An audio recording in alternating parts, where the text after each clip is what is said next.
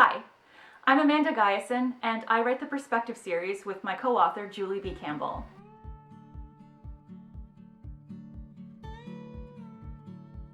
We're from Barrie, Ontario, and we've been best friends for 20 years and have been writing our book series for nearly as long. The Perspective series follows the stories of our two main characters, Megan Winters and Iris Gadelova.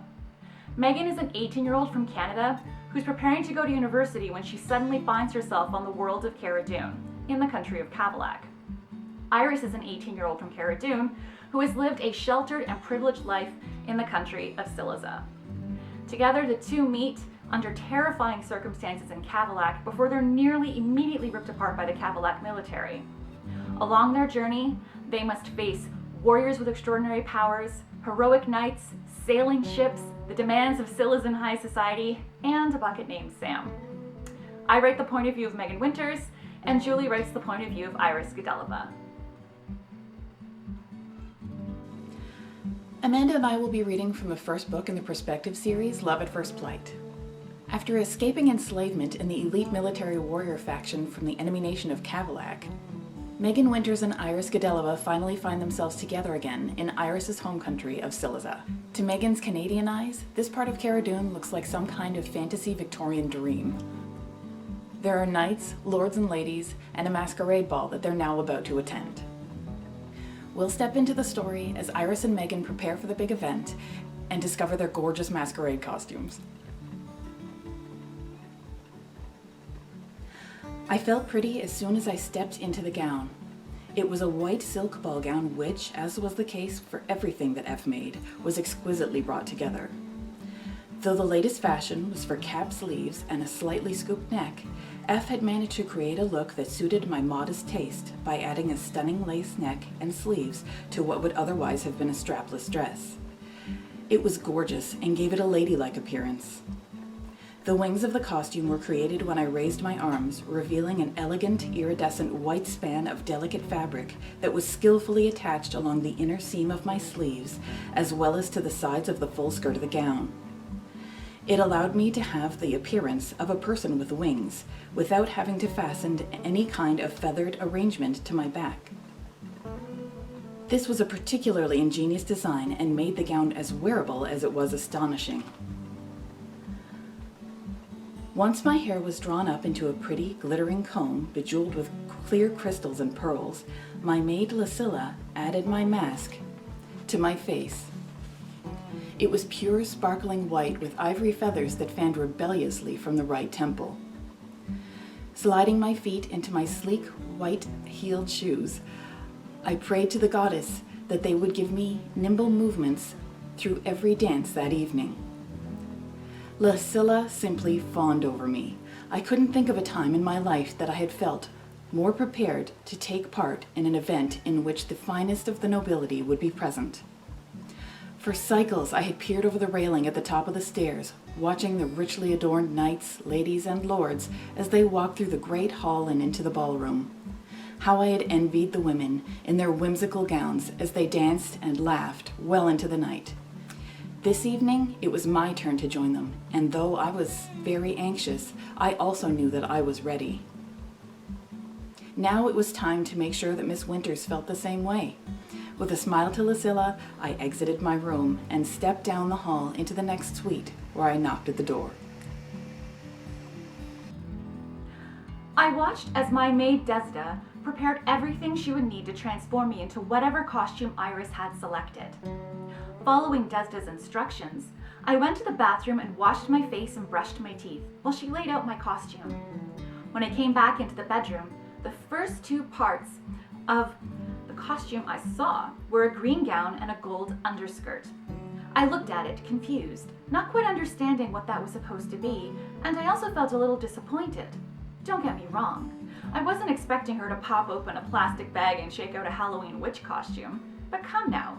When I hear the word costume in a society that is dress obsessed, I was hoping for something a little more exciting and original than another big gown.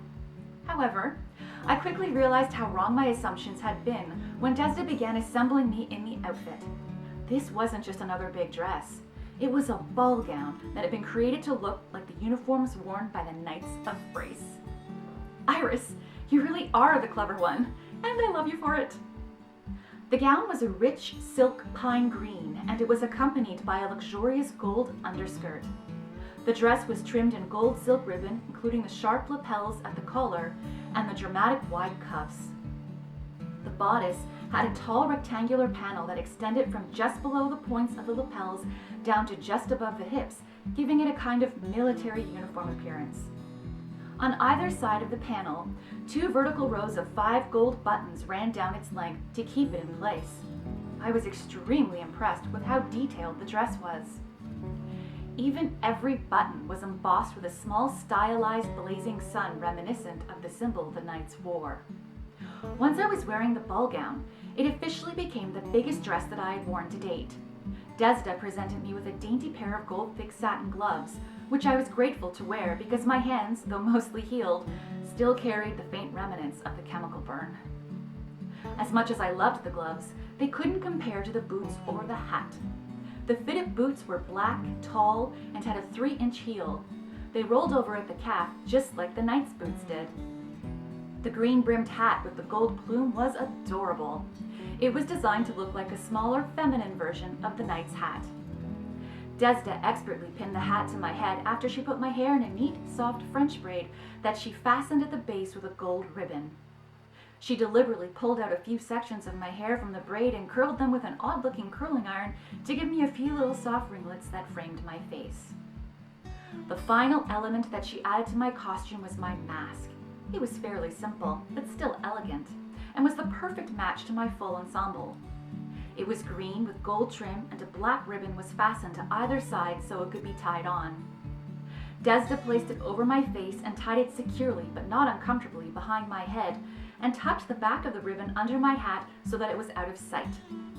The mask was made of a heavy, stiff, but flexible fabric, so while it could be adjusted to fit my face, it also held its shape. I wanted to give a high five to whoever had made the mask because, unlike others I'd worn on Halloween in the past, the eye holes were large enough that they didn't obstruct my vision. When I was fully assembled, mask and all, I looked at myself in the mirror and smiled. I barely recognized the girl who was looking back at me. "What a pretty knight you make," Desda complimented me, with a smile, adding a touch of gloss to my lips. When she was finished, I smiled. "Thank you, Desda, and thank you so much for working your magic on me. I've never felt more beautiful in all my life." My statement was true. The only other time that I felt this pretty was at my high school prom, but my prom look definitely paled in comparison to my mask look. She smiled softly at me, but before she could respond, there was a soft knock at the door. "Iris!" I kissed Desda's cheek lightly and turned toward the door, stepping up to it and opening it. Iris stood at the door looking like an angel from heaven. She was dressed in an all-white gown with long, sweeping sleeves that made her look like she had wings. She wore a white decorative mask on her face that had several feathers coming out of it. "Oh, you look lovely!" she exclaimed, thrilled as she entered my room and shut the door behind her. "So do you! Wow, Iris, you're like an angel!" I had intended to answer the door with a funny knightly greeting and bow, but I was too blown back by her beauty. She smiled. "Lord Imry chose my costume for me," she stated happily. "Of course he did." "I love my costume. Thank you for choosing it for me," I grinned. "How did you know I was a natural-born knight?" I teased. She giggled. "Oh, I could tell from the very start. You rescued me, you are selfless and brave, and you are easy to turn into a knight out of one of my old gowns," she chuckled. I laughed, loving that she said that. In response, I gave her my very best honor and glory salute. Thank you, and we hope you enjoyed our readings of Love at First Plight. If you would like to purchase the Perspective series, you can find both the paperbacks and the ebooks on Amazon. So far, the series has 4 novels, and they are Love at First Plight, Second Wind, Third Time's a Charmer, and so on and so forth. If you'd like to learn more about the series, you can at perspectivebookseries.com. Thanks again, and as we say on Cara Dune, stay crisp.